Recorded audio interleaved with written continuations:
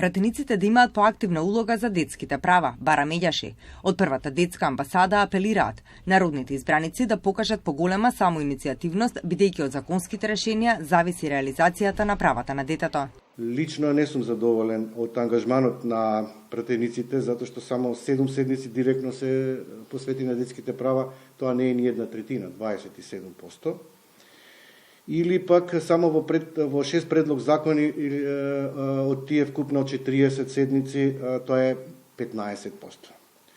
Тоа значи дека мандатот на следните пратеници треба да биде поголем и проактивна улога да имаат и да не очекуваат да предлагачи се јават само владата или министерствата, туку и самите пратеници, кои се народни пратеници и забраници, да го стават во фокус детето и детските права.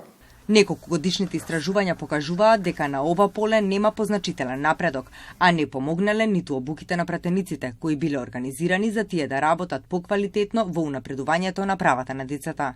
Во најголем дел, Комисијата за труд и социјална политика, како и Комисијата за образование, наука и спорт, директно ги адресирала детските права, додека Комисијата за здравство во главно ги дискутирала индиректно.